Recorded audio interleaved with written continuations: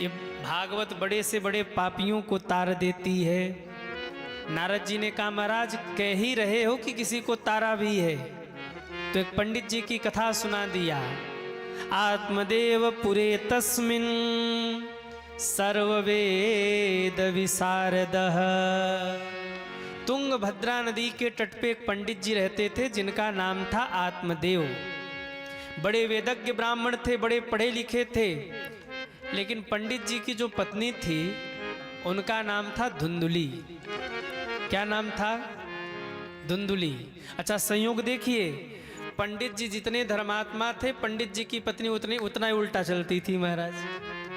अच्छा कई बार होता भी है, कई बार पति देवता धर्मात्मा हो तो पत्नी राम राम, वो थोड़ी टेढ़ी होती, फिर वो धर्म को नहीं मानने वाली होती, अरे क्या लगे रहते पूजा पाठ में।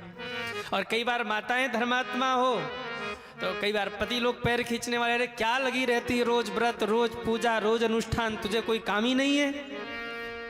अच्छा कई बार ऐसा भी होता पति पत्नी दोनों ही धर्मात्मा होते हैं। पति धर्मात्मा हो और पत्नी पैर खींचे तो मामला गड़बड़, पत्नी धर्मात्मा हो पति पैर खींचे तो फिर भी काम गड़बड़।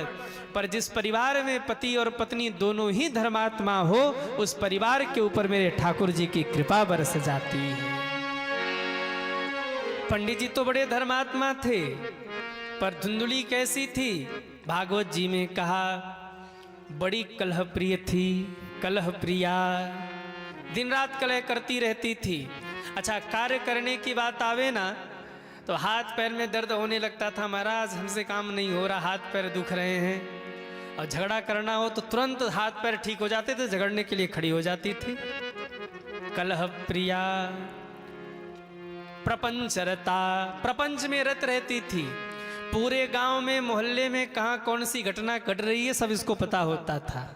हाँ, और कोई आके धर्म की चर्चा भी कर दे तो सीधे उठ के भागती थी वहां से। और कोई आके कह दे अरे बहन वहां ऐसा हो गया, सोई 2 घंटे बैठ करके निंदा करती थी। आत्मदेव थोड़े बुद्धिमान थे इसलिए गृहस्थी चल रही थी। संयोग से बहुत दिन हो गए आत्मदेव को कोई संतान न थी। एक दिन किसी ने आकर ताना मार दिया, अरे आत्मदेव तुझे पुत्र नहीं है, तुझे संतान नहीं है, और जिसको संतान नहीं होती उसके हाथ का जल उसके पितर स्वीकार नहीं करते। अब इतना शब्द सुनना था, आत्मदेव को हुई शंका, बैठ के लगे रोने, हे भगवान कौन सा पाप कर्म हमने किया, हमारे संतान नहीं है, हमारी मुक्ति नहीं होगी, हमारे पितर लोग हमारे हाथ का जल स्वीकार नहीं करेंगे। एक गैया लेकर आए, गैया को भी कोई संतान नहीं हुई। एक वृक्ष लगाया, वृक्ष बड़ा तो हो गया पर उसमें फल ही नहीं आए। तुलसी का पौधा लगाया तो तुलसी भी सूख गई सज्जनों। आत्मदेव परेशान हो गए, ऐसी जिंदगी से अच्छा तो यही है कि मैं जाकर मर जाऊं। घर से निकल गए मरने के लिए। जाते जाते नदी का किनारा आया। आत्मदेव ने सोचा मरना तो है ही, प्यास लगी है जरा पानी पी लूं। अरे भाई मरना ही है तो जाके मर जाता, पानी क्यों पीने के लिए रुक गया? मरना ही है तो मर जाना, पानी क्यों पीना? ये तो वही हालत हो गई। एक आदमी रेल की पटरी पर लेटा हुआ था, बगल में रोटी का डब्बा रख रखा था। किसी ने पूछा कि क्या कर रहे? बोले जिंदगी से बहुत परेशान हो गया हूँ, मरने के लिए यहाँ लेटा हुआ, अब नहीं जीना। अरे बोले मरने के लिए लेटे हो तो रोटी का डब्बा क्यों रख रखा है? बोले ट्रेन लेट हो गई तो भूखे मरूंगा, रोटी रहेगी तो खा तो लूंगा कम से कम। अरे मरना था तो जाके मर जाता, ये रोटी का डब्बा लेके क्यों बैठा तू? आत्मदेव भी मरने के लिए तो चला, पर लगा कि थोड़ा जल पी लूं। जल पीकर बैठकर आत्मदेव रो रहे थे। एक महात्मा जी बगल से गुजरे, महात्मा की दृष्टि पड़ी, देखा तो आत्मदेव के लंबे लंबे आंसू बह रहे थे। आहा, महात्मा को लगा देखो कितना पुण्यात्मा धर्मात्मा आदमी है, घर परिवार छोड़ के जंगल में आया है और भगवत प्राप्ति हो जाए इसके लिए बैठ के रो रहा है। अब उनको क्या पता कि भगवान से मिलने के लिए रो रहा है कि बेटे के लिए रो रहा है। महात्मा गए पास में, अरे ओ ब्राह्मण क्यों रोते हो? कहा महाराज बेटा नहीं है, और हमने सुना है जिसको बेटा बेटी न हो उसकी मुक्ति नहीं होती, उसके हाथ का उसके पितर जल स्वीकार नहीं करते। महात्मा को बड़ी जोर की हंसी आई। महात्मा ने कहा, पंडित जी अगर बेटा बेटी से मुक्ति होती तो कुकर सुकरों का उद्धार पहले हो गया होता, क्योंकि कुकर सुकर के तो हर साल में 2 4 10 होते रहते हैं बेटा बेटी। सगर के 60,000 बेटे थे, कौन सा सुख पाया सगर ने। अंत में भगीरथ को तप करना पड़ा भागीरथी गंगा को प्रकट करने के लिए। तो बेटा बेटी किसी को नहीं तारते, जीव के कर्म ही हैं जो जीव को स्वर्ग तक ले जाते हैं, और जीव के कर्म ही हैं जो जीव को नरक में ले जाते हैं। इसलिए क्यों मरने जाते हो? सन्यास ले लो, सन्यास से परम सुखम। और वैसे भी इस दुनिया में रखा क्या है? अरे राम नाम सुखदाई, भजन करो भाई, ये जीवन 2 दिन का। राम नाम सुखदाई, भजन करो भाई, ये जीवन 2 दिन का। राम नाम सुखदाई, भजन करो भाई, ये जीवन 2 दिन का।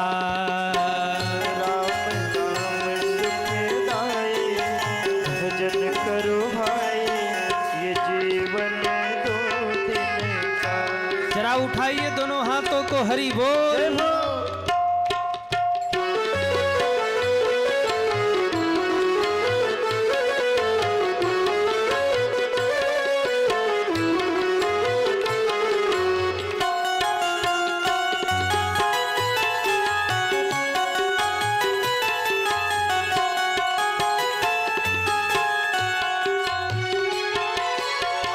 ये जग है माटी का ढेला, ये जग है माटी का ढेला, ये जीवन माटी का ढेला, ये जीवन माटी का ढेला।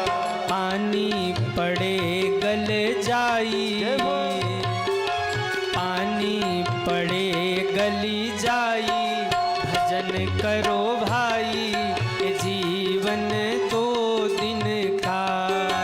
पानी पड़े गले, भजन करो भाई, ये जीवन 2 दिन का। राम नाम सुखदाई, भजन करो भाई, ये जीवन 2 दिन का। राम नाम सुखदाई, भजन करो भाई, ये जीवन 2। सभी तालियां बजाते हुए हरि बोल। राधे।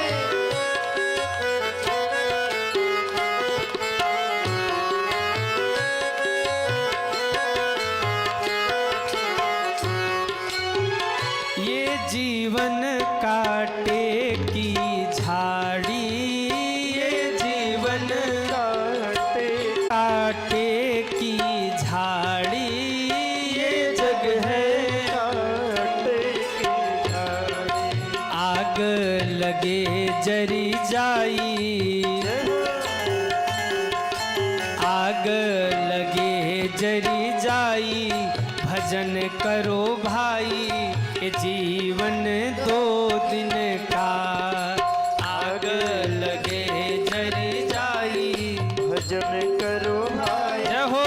जीवन 2 दिन का। राम नाम सुखदाई, भजन करो भाई, ये जीवन 2 दिन का। राम नाम सुखदाई, भजन करो भाई, ये जीवन 2 दिन का। ये जीवन 2 दिन का। जीवन 2 दिन का।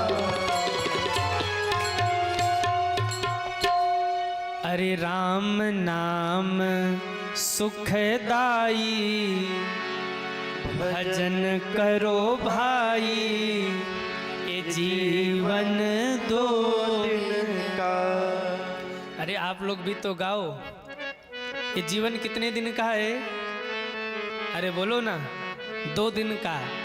कौन कौन सा दिन? बोले एक दिन आना, एक दिन जाना। जिस दिन आए थे ना, हल्ला हो गया, आ गए आ गए आ गए आ गए। और जिस दिन जाएंगे उस दिन के चले गए, बड़े जल्दी चले गए। अरे अभी तो कल ठीक थे, अचानक से क्या हो गया? अरे हुआ क्या? अरे बोले हमारा पैसा था उनके पास, बकाया पैसा करके गए, पैसा तो चुका जाते। जिस दिन आए थे उस दिन पता लगा आ गए, और जिस दिन चले गए उस दिन पता लगा चले गए। ये 2 दिन ही मेला है, बाकी बीच का सब झमेला है। एक दिन आए थे तो हल्ला, एक दिन गए तो हल्ला, फिर बीच का सब झमेला। तो राम नाम सुखदाई, अरे भजन करो भाई ये जीवन 2 दिन का। महात्मा ने समझाया, अरे आत्मदेव क्यों बेटा बेटी के चक्कर में परेशान हो? सन्यास ले लो, परम सुखी हो जाओगे। सन्यासी परम सुखम। अरे मरना क्यों है? ये मानव शरीर बड़े सौभाग्य से मिलता है, भजन करो मुक्ति बना लो। पर आत्मदेव को तो बेटा चाहिए था। ये ज्ञान की बातें कहाँ उसको अच्छी लग सकती थी। आत्मदेव ने चरणों में सिर रख दिया, महात्मन बेटा दे दो। कहा भाई मैंने तेरी किस्मत पढ़ ली, तू 1 जन्म के लिए रो रहा, तेरे को 7 जन्म बेटा नहीं होगा। लो। बेचारे आत्मदेव तो ऐसे ही मरे जा रहे थे कि चलो बेटा नहीं, मर जाऊंगा, काम खत्म। लेकिन महात्मा ने कह दिया तेरे को 7 जन्म बेटा नहीं होगा। आत्मदेव ने अपना सिर धड़ाम से पटक दिया महात्मा के चरणों में। महात्मा ने कहा ये क्या कर रहे हो? आत्मदेव ने कहा आत्महत्या करने जा रहा हूं। अरे बोले मरना है तो कहीं और जाके मरो, हमारे पास क्यों मर रहे? बोले आपके ही चरणों में सिर पीट पीट के मरूंगा, खुद तो मरूंगा, आपको भी मरवाऊंगा। ब्रह्म हत्या के लिए तैयार हो जाओ। महात्मा ने सिर खुजाया, हे भगवान, हमने तो सोचा था कि भगवान के लिए रो रहा, पर यहाँ तो गृहस्थी की चर्चा चल रही है। हमको पता होता कि बेटा के लिए रो रहा है तो मैं तो आता ही नहीं। पर उसने तो चरण पकड़ लिए, महाराज बेटा दे दो, नहीं मर जाऊंगा। महात्मा को दया आई, अरे राम राम, दे ही देते, चलो बेटी की कृपा, इसको मिल ही जाए बेटा। फल निकाला बगल से झोलिया से और दे दिया। आत्मदेव अपनी पत्नी को खिला देना ये फल, तेरे को बेटा हो जाएगा। आत्मदेव तो परम प्रसन्न हो गए। लोभी को धन मिल जाए उसके खुशी का क्या कहना, निर्धन को धन मिल जाए उसके आनंद का क्या कहना। ऐसे ही आत्मदेव को ये वरदान मिल गया, जा तेरे को बेटा होगा, अपनी पत्नी को ये फल खिला देना, उसके आनंद का क्या कहना। दौड़ा दौड़ा गया, आवाज लगा रहा, अरे धुंधली जल्दी आ, अरे धुंधली जल्दी आ। धुंधली घर में झाड़ू लगा रही थी, भागी भागी आई, क्या हो गया?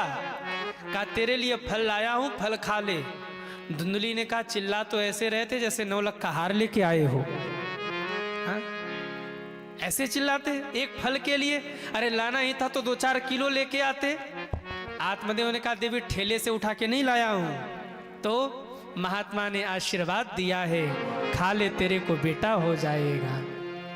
धुंधली ने मन ही मन कहा न जाने कहां से अला बला उठा लाए। हाँ? न जाने किस महात्मा ने इन्हें मूर्ख बना दिया।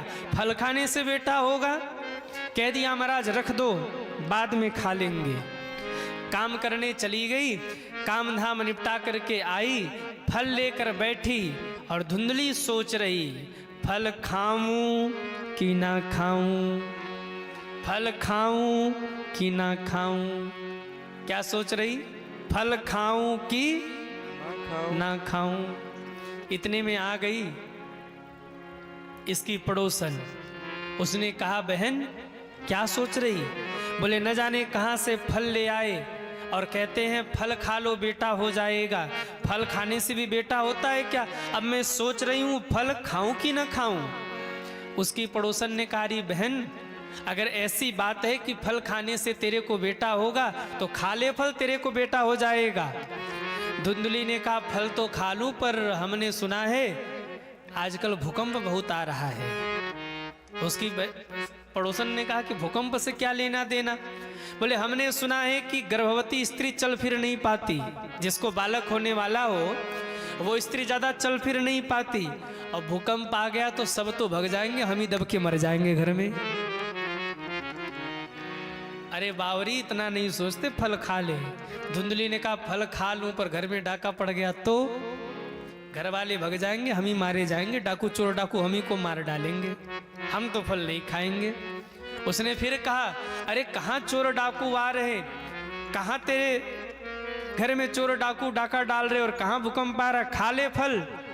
धुंधली ने कहा अरे बहन फल तो खा लूं पर घर में इतने काम धाम है, मैं गर्भवती हो जाऊंगी, काम धाम कर नहीं पाऊंगी, फिर मेरे घर का काम करेगा कौन। उसकी सहेली ने कहा सुन बहन, बेटा होगा तो ननद तो आएगी ना। बोले हाँ ननद आएगी, तो उसको नेग तो देना पड़ेगा कि नहीं। धुंधली ने कहा बिल्कुल देना पड़ेगा।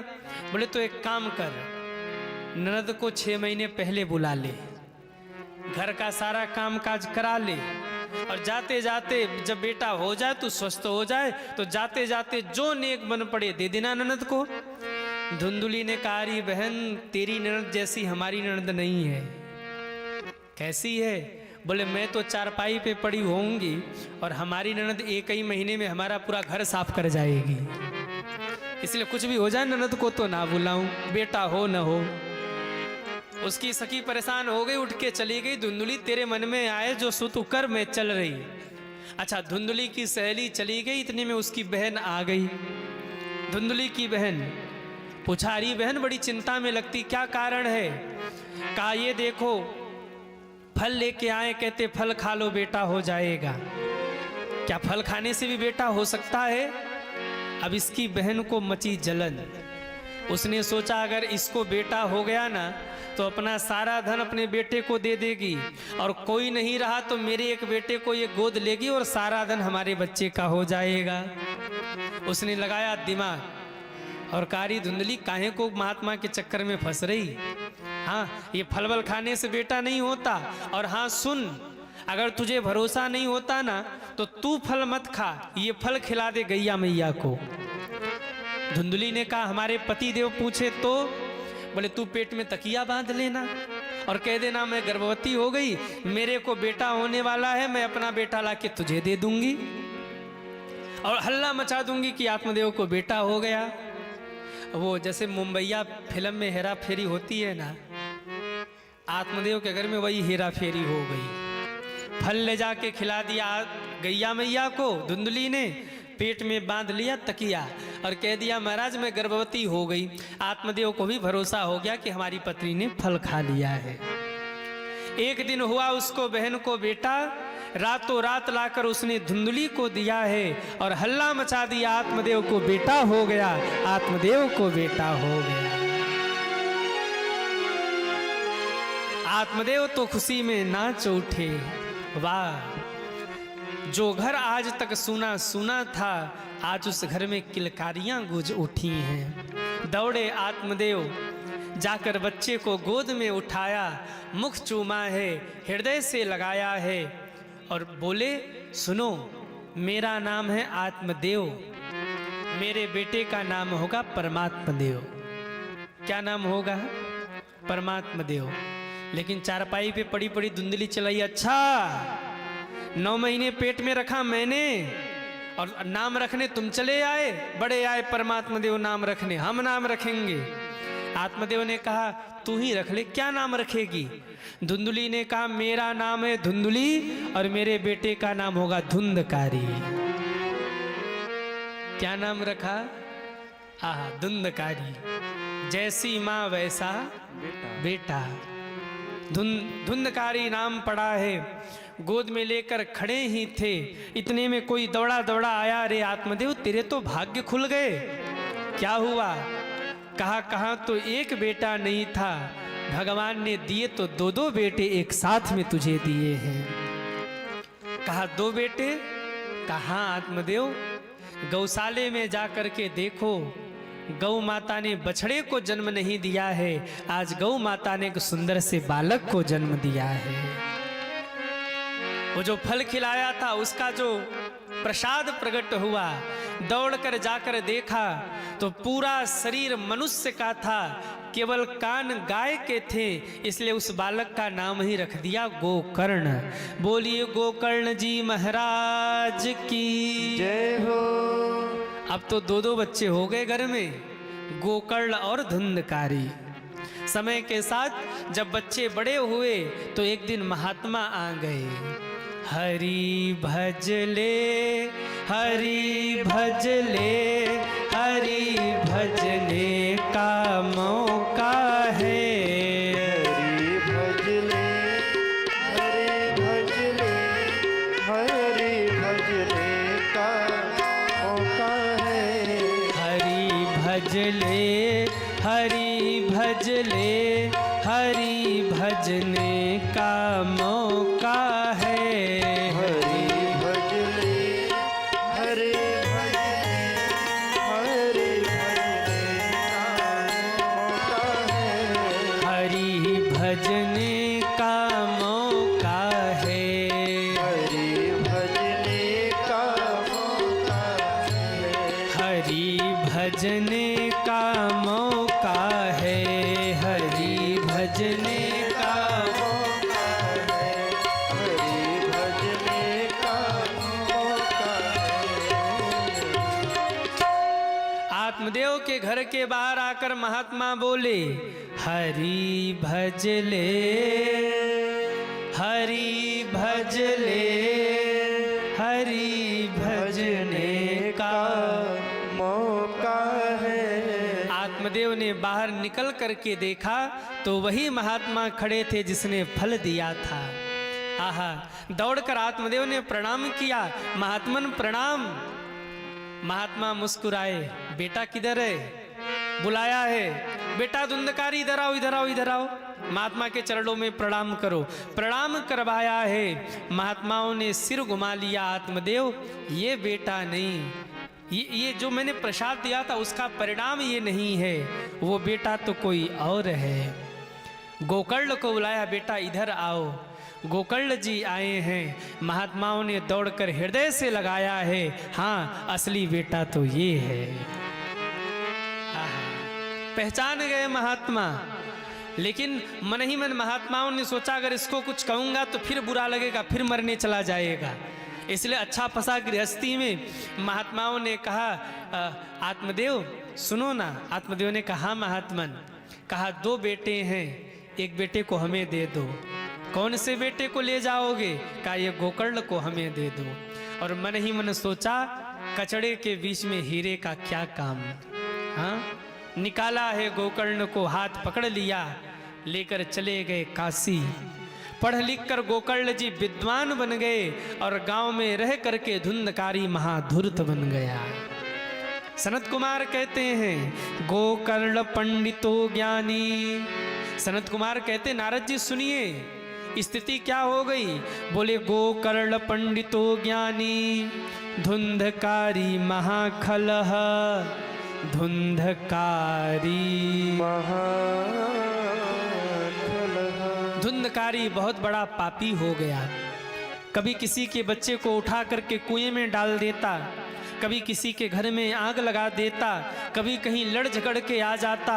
और जब धुंधकारी घर में आता तो पीछे पीछे लोग उलाहना देने आ जाते। अरे आत्मदेव तेरे बेटे ने ये किया, अरे आत्मदेव तेरे बेटे ने ये किया।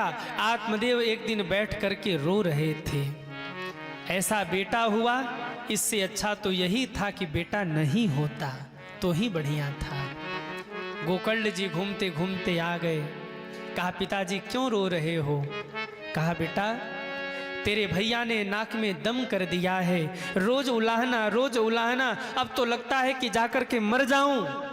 गोकर्ण जी मन ही मन हंसे, वाह पिताजी वाह, बेटा नहीं था तो भी मर रहे थे और बेटा हो गया तो भी मर रहे हो। मरना तो दोनों ही स्थिति में है। कौन है इस संसार में जो दुखों से बचा है?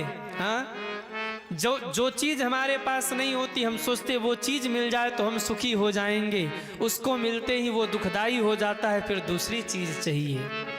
साइकिल से चल रहे हो तो मोटरसाइकिल चाहिए, मोटरसाइकिल से चल रहे हो तो फिर कार चाहिए, कार से चल रहे हो तो फिर लगता है कि भाई अपने पास एक बढ़िया गाड़ी हो जाए, बढ़िया कार हो जाए, बढ़िया कार हो गई तो फिर लगता है कि एक हेलीकॉप्टर खरीद लें, फिर लगता है कि जहाज खरीद लें, फिर ये खरीद लें, फिर वो खरीद लें। एक दिन डॉक्टर कहते कि राम नाम सत्य हो गया इनका।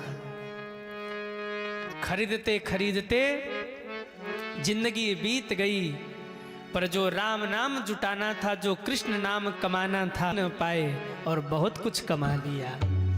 गोकर्ण जी समझाते हैं, पिताजी देह अस्थिर मांस रुधिरे अभिमतिम त्यजोत्तम,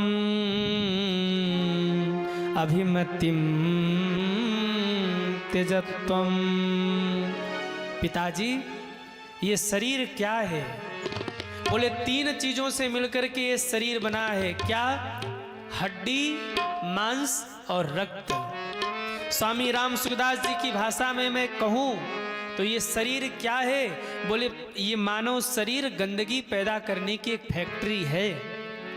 बाहर से कोई कितना भी सुंदर दिख जाए, लेकिन जरा सा हाथ काट करके देखो, उसमें से लाल लाल रक्त निकलेगा, मांस दिखेगा, हड्डियां दिखेंगी, कुछ नहीं है। केवल ठाकुर जी ने, केवल भगवान ने, केवल विधाता ने ऊपर से एक सुंदर चमड़ी लगा करके सुंदर स्वरूप बना दिया है, बाकी वह भीतर से सब खोखला, वही हड्डी, वही मांस, वही रुधिर। इसलिए पिताजी क्यों मेरा मेरा करके रो रहे हो और परेशान हो? अब भी समय है। धर्म भजस्व सततम त्यज लोक धर्मान, सेवस्य साधु पुरुषान जहि काम तृष्णा। पिताजी धर्म भजस्व सततम त्यज लोक धर्मम, संसारिक धर्म का त्याग कर दीजिए, धर्मम भजस्व सततम, सतधर्म का पालन कीजिए। घर से निकलकर अब भी समय है, जंगल में जाइए और महात्मा की बात को स्मरण में रखिए। महात्मा ने कहा था 7 जन्म बेटे का सुख नहीं होगा, और हुआ वही।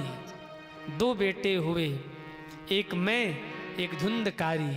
मैं धर्मात्मा हो गया, मेरा भी सुख नहीं, क्योंकि मैं तो बैरागी घर से निकल गया, और एक पापी हो गया, उसका भी सुख नहीं। 2 बच्चे, दोनों का सुख नहीं आपको। अब कब समझेंगे? निकल जाइए घर से। ये बात लग गई। आत्मदेव को भागवत की पोथी को लेकर जंगल में निकल गए। गोकर्ण जी भी पढ़ने के लिए पुनः काशी चले गए। अब घर में कौन बचा? धुंधुली और धुंधकारी। एक दिन माँ भोजन बना रही थी, धुंधकारी आया है और धुंधकारी ने कहा माँ तिजोरी की चाबी दो। माँ ने कहा बेटे घर के बर्तन तक तो तूने बेच डाले, अब तिजोरी की चाबी कहाँ से लाऊं? जिस चूल्हे पर माँ भोजन बना रही थी लकड़ी जल रहा था, लकड़ी को उठा करके उसने अपनी माँ को ही पीटना प्रारंभ कर दिया। और जैसे ही माँ को उसने पीटना प्रारंभ किया, माँ बहुत दुखी हुई, पर करे क्या? बोया पेड़ बबूल का तो आम कहाँ से, घर द्वार छोड़कर गई है कुएं में कूदकर। धुंधली ने अपने प्राण त्याग दिए। भैया चले गए पढ़ने के लिए, पिताजी चले गए जंगल, माँ जा करके कुएं में कूद करके मर गई। अब घर में बच गया धुंधकारी, अकेले, न कोई रोकने वाला न कोई टोकने वाला। 5-5 गड़िकाओं को घर लेकर आया, उनके पालन पोषण के लिए डाकू बन गया, डाका डालने लगा। एक दिन राजा के घर डाका डाला है और माल खजाने में से खूब खजाना लूट करके ले आया। गड़िकाओं ने देखा, सोचने लगी गड़िकाएं अगर राजा ने इसे पकड़ा ना तो इसके साथ साथ राजा हमको भी फांसी पे चढ़ा देगा, ये खुद तो मरेगा हमको भी मरवाएगा। इसलिए आधी रात के समय धुंधकारी को पहले तो मदिरा पिलाया है उन गड़िकाओं ने, गला दबाकर मारना चाहा। जब धुंधकारी नहीं मरा तो मुख में जलते हुए अंगारे ठूस दिए और मुख को सिल दिया है। धुंधकारी ने तड़प तड़प के आज प्राण त्याग दिए। धुंधकारी मरते मरते रो रहा था, लेकिन फिर पछतई हैं होत का जब चिड़िया चुभ गई। तड़प तड़प कर धुंधकारी ने प्राण त्याग दिए, उसी घर में मरा और उसी घर में प्रेत बन गया। बहुत दिन बीत गए। एक दिन गोकर्ण जी महाराज आए हैं, आधी रात का समय। सोचा गांव में किसे परेशान करने जाऊं। अपने घर में प्रवेश किया तो देखा घर घर नहीं था, अब घर खंडहर बन चुका था। लेकिन सज्जनों, घर तो घर तभी होता है जब घर में कोई रहने वाला हो। जब घर में कोई रहने वाला ही न हो तो घर तो वैसे ही भूत खाना बन जाता है। गोकर्ण जी ने सोचा आज रात को यहीं रह लेते, कल सुबह कुछ व्यवस्था देखते हैं। गोकर्ण जी ने सिर टिकाया जमीन से और जमीन पर ही लेटे। आंखें लगने ही वाली थी। रात के 12 बजे एक प्रेत प्रकट हुआ। देखते ही देखते वो प्रेत भैंस बन गया, फिर गधा बन गया, फिर कुत्ता बन गया, फिर अग्नि बन गया, फिर जल बन गया, फिर वो प्रेत अपने रूप में प्रकट हो गया। आधी रात को सपना में भी ऐसा दिख जाए तो क्या हाल होगा, आप जरा सोचिए। जिस कमरे में सो रहे होंगे, कमरे को छोड़कर दूसरे कमरे में भागेंगे, भागो भाई हम भूत रह रहा है। हाँ? और कभी हनुमान चालीसा नहीं पढ़ते होंगे, पर ऐसा स्वप्न में भी दिख जाए तो हनुमान चालीसा की याद आ जाएगी। और कुछ ना आता हो तो इतना तो कहेंगे भूत पिशाच निकट नहीं हमें, महावीर जब नाम सुना हमें। यहाँ तो सामने दिख रहा, डरे नहीं, हाथ में जल लेकर के छींटा मारा है।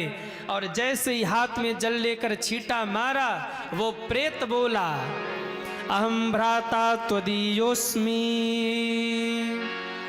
धुंधकारी नाम च। भैया गोकर्ण डरिए नहीं, मैं आपका भाई हूं धुंधकारी। कहा धुंधकारी तू? मैंने तेरे लिए गया जी में जाकर श्राद्ध पिंडदान कर दिया। मैं जिन तीर्थों में गया वहां जाकर मैंने तेरे लिए श्राद्ध और पिंडदान किया। क्या तेरी मुक्ति नहीं हुई? ध्यान से सुनना, वो धुंधकारी वो प्रेत क्या कह रहा है। वो प्रेत कहता है भैया एक बार नहीं, 100 बार भी अगर गया जी में जाकर आप मेरे नाम से श्राद्ध करोगे तो भी मेरी मुक्ति होने वाली नहीं है। इतना बड़ा पापी हूं मैं, कोई और उपाय सोचो। कहा तुम जाओ, सुबह मैं देखता हूं। सुबह हुआ तो गांव वाले आ गए, आकर के पूछने लगे गोकर्ण जी काशी में आपने क्या देखा, वृंदावन में क्या देखा, अयोध्या जी में क्या देखा, हरिद्वार में क्या देखा। गोकर्ण जी ने कहा ये मत पूछो काशी जी में, हरिद्वार में, वृंदावन में, मथुरा में क्या देखा। अरे पूछना है तो ये पूछो कि आज रात में क्या देखा। क्या देखा? बोले बहुत बड़ा प्रेत देखा। कहाँ देखा? बोले इसी घर में जो धुंधकारी था, जो मर गया था, जिसको गड़िकाओं ने मार दिया था, वही मरकर प्रेत बना और इसी घर में है। इतना सुनते ही तो गांव वाले कहने लगे भागो भागो यहाँ से, जल्दी भागो भाई, इनके घर का भूत प्रेत कौन अपने सिर पे लेने जावे। एक ने अगर हमें किसी पकड़ लिया प्रेत ने तो हमारी तो जिंदगी बर्बाद हो जाएगी। सारे गांव वाले छोड़ छाड़ के भग गए गोकर्ण जी को। गोकर्ण जी कहने लगे वाह रे दुनिया वाह, बड़ी मतलबी दुनिया है। अभी तो सब बड़े प्रेम से पूछ रहे थे यहाँ क्या देखा, वहाँ क्या देखा, और हमने बता दिया कि घर में क्या देखा तो सब भग गए। सूर्य की उपासना की, उनको लगा भगवान सूर्य ही बताएंगे इसकी मुक्ति कैसे होगी। भगवान सूर्य प्रकट हुए और कहा गोकर्ण अपने भाई के लिए भागवत का अनुष्ठान करो। क्यों? धन्यम भागवती वार्ता प्रेत पीड़ा विनाशिनी। ये भागवत की कथा बड़े बड़े पापियों को तारती है। गया जी में जाने के बाद भी मुक्ति नहीं होगी जब तक आप भागवत का अनुष्ठान नहीं करेंगे, जब तक आप भागवत का श्रवण नहीं करेंगे। गया जी में जाने के बाद भी मुक्ति होने वाली नहीं है। उसकी परिपूर्णता तभी है जब आप भागवत का श्रवण करें। अपने भैया धुंधकारी के लिए गोकर्ण जी ने भागवत का अनुष्ठान किया। गांव वाले अब आकर के बैठे, हाँ ये ठीक है। उस प्रेत का आवाहन किया, प्रेत भी आया है। लेकिन प्रेत जो होते हैं ना, वो हवा रूप होते हैं। पूरब से हवा चले तो पश्चिम उड़ जावे, पश्चिम से हवा चले तो पूरब उड़ जावे। कहा भैया मैं बैठ नहीं पा रहा हूँ। गोकर्ण जी ने कहा सामने एक 7 गांठ की बांस रखी हुई है, उसी में जाकर के बैठ जा। 7 गांठ के बांस में जाकर के वो प्रेत बैठ गया है। पहले दिन की कथा हुई, पहली गांठ फट गई। दूसरे दिन की भागवत कथा हुई, दूसरी गांठ फट गई। 7 दिन पूरे होते होते 7 गांठें फट गई और वो प्रेत दिव्य स्वरूप धारण करके प्रकट हो गया। एक दिव्य विमान आया है और उस दिव्य विमान में बैठ करके वो धुंधकारी जो महापापी था, वो परम पवित्र बन के दिव्य स्वरूप लेकर उस विमान में बैठकर भगवान के धाम चला गया। बोलिए भागवत भगवान की जय हो। गोकर्ण जी ने भागवत को विश्राम किया, बारंबार भागवत को प्रणाम किया, पोथी जी को बगल में दबाया, जाने लगे। गांव वालों ने घेर लिया। गोकर्ण जी ने कहा महाराज क्या हो गया, हमको क्यों घेर रहे? बोले एक बात बताओ, हमारे साथ अन्याय क्यों हो गया? गोकर्ण जी ने कहा कौन सा अन्याय? बोले कथा हमने भी सुनी, कथा उस धुंधकारी ने भी सुनी। धुंधकारी के लिए विमान आया और हमको कोई नहीं पूछ रहा, हम यही रह गए। अरे हमारे लिए भी तो विमान आता, हम क्यों यही रह गए? और वो चला गया भगवान के धाम। गोकर्ण जी हंसने लगे, कहा भैया कथा आपने भी सुनी है, कथा उसने भी सुनी है, पर आप एक कान से सुनकर दूसरे कान से निकालते रहे और वो एक कान से सुनकर उसका मनन चिंतन करता रहा, इसलिए उसकी मुक्ति हो गई। ये कथा आप केवल एक कान से सुनकर दूसरे कान से निकाल देंगे ना तो कोई फायदा नहीं होगा। इसलिए यहाँ से घर जाने के बाद थोड़ा मनन चिंतन करना, महाराज जी ने क्या बताया, क्या कथा चली आज के कथा का भाव क्या रहा, आज कौन कौन सी कथा सुनाई गई। और हो सके तो कथा बीतने के बाद अपने परिवार के साथ बैठकर इन कथाओं की चर्चा कीजिएगा, क्योंकि केवल एक कान से सुनकर दूसरे कान से आपने निकाल दिया तो ये कथा सार्थक नहीं है। और मनन चिंतन कर लिया और कोई एक सूत्र इस कथा से निकाल कर अपने जीवन में उतार लिया तो आपका कथा सुनना सार्थक हो जाएगा। केवल श्रवण कर लिया और चले गए, बात नहीं बनेगी। एक कान से सुनिए और दोनों कान से सुन करके उसको हृदय में उतार करके आत्मसात कर लीजिए। पूरे गांव के लोगों के लिए दोबारा भागवत का अनुष्ठान किया गया और जब दोबारा गांव के लोगों ने ध्यान से सुना और मनन किया तो पूरा गांव ही भागवत को सुन करके मुक्त हो गया। एक धुंधकारी था जिसने पूरे गांव के नाक में दम कर दिया था और एक गोकर्ण जी हैं जिन्होंने कथा श्रवण कराकर पूरे गांव को धन्य धन्य कर दिया। आपके जीवन की सार्थकता तब नहीं है जब भोजन कर लिया, पैसा कमा लिया, जिंदगी जीकर आप मर गए। आपके जीवन की सार्थकता तो तब है जब आपके शरीर से कोई ऐसा कार्य हो जिससे पूरा क्षेत्र आनंदित हो जाए, तो समझ लेना कि आपके जीवन की सार्थकता हो गई। सज्जनों,